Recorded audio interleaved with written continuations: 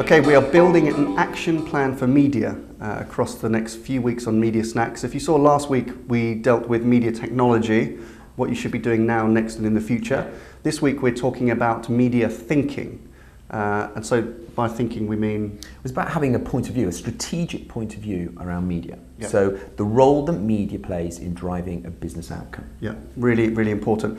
So each week we're going to look now, next and future at what you might be doing. The idea is that this is super practical.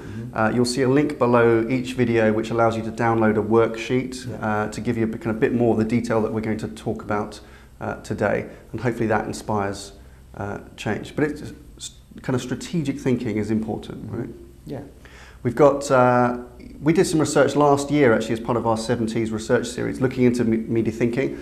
97% of responses, 96.6% of responses, respondents agreed that taking a strategic view of media would contribute to competitive advantage in marketing, which makes a lot of sense. That's reassuring. And the WFA released a report that indicated that 70% of their members had already invested in centres of excellence and established media communities to drive and fulfil this kind of ambition around thinking when it comes to media. Yeah, which is really good to hear. So let's dig straight into that. So when we look at now, next, future for thinking, we think it's sensible to take a point of view on the internal. So you're going to consider it from inside the marketing organisation, what they should be doing.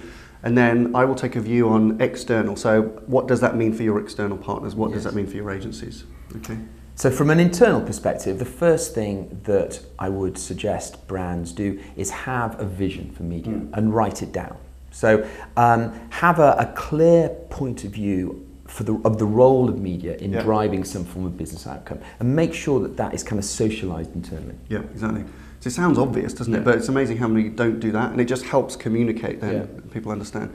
So from an external point of view, so what should you be demanding, let's say, of your media agency? Again, it sounds really simple, but we don't see it enough. Tell the agency, make it clear that you want strategic thinking, and you want them to take a strategic view of your media investment. And what that means in practical terms is put it in a scope of work.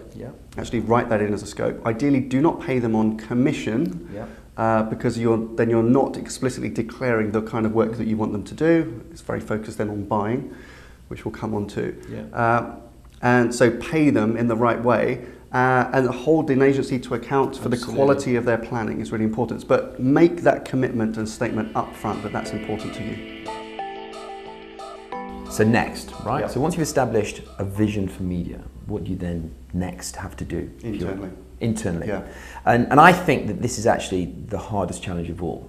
And it's about changing the narrative, changing the culture of an organisation that perhaps has seen media as a cost and that has associated media with lots of commercial terms like savings and rebates and price, and shifting that narrative towards value. Now, that's the hardest challenge of all, but if you can get that right, if you can begin to encourage a culture and a belief around media value rather than media pricing, then that's a brilliant position to be. Yeah, excellent. Okay, and then on looking at the external. So once you've made it explicit to your agency that that's what you want strategic thinking. You then really have to follow through. And our advice at this stage, the next stage, is evaluate planning as much as you do buying. At the moment, only about somewhere between 20 and 40% of advertisers actually audit media, so that actually audit the buying, which is probably not enough. But a tiny fraction would do anything that resembles like an audit of planning to really interrogate the quality of planning. And if you, as we've said many times on Media Snack over the years, if you focus too much on the buy, it can affect, destabilize the planning or can skew the planning. So evaluate and reward an agency on planning as much as buying. Okay, so finally we'll look at the future, which is, what are the long-term, kind of more sustainable, ongoing behaviours that you should be thinking about? Yeah. And from an internal perspective, it's about establishing a community. Now, 70% of WFA members have already invested in that, but that's essentially the top advertisers in the world, right? The top marketing. Who have all the resources. Who have all the resources and the thinking.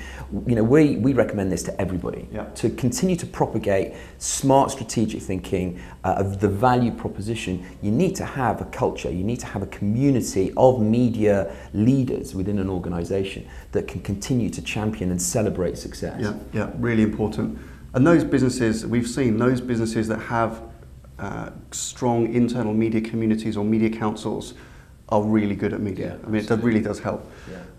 Taking the external view, then really the ongoing responsibility as a marketer is, once you've told your agency that you want them to do strategic thinking, that's not you having delegated it away. You then have the responsibility to engineer great thinking, and you do that through great briefing. So your responsibility then as a marketer is to make sure that your organization is briefing your external agencies brilliantly. That's how you get great strategy. Absolutely. It doesn't just happen in isolation, you have to participate in it.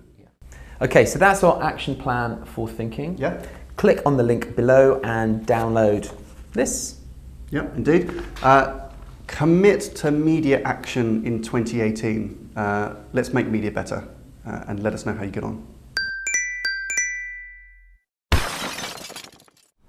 Okay, good week 4.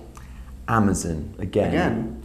They have just topped a recent poll of the world's most valuable brands. So not in terms of revenue, but value associated to a brand. And their value, apparently, is just short of $152 billion. The value. Much like ID Comms. Absolutely, we wish. Now that's gone up 42% year on year. Wow. It's overtaken Apple and pushed Google into 3rd. So world dominance by Amazon continues. Looks like they can't not win at things at the moment. I know.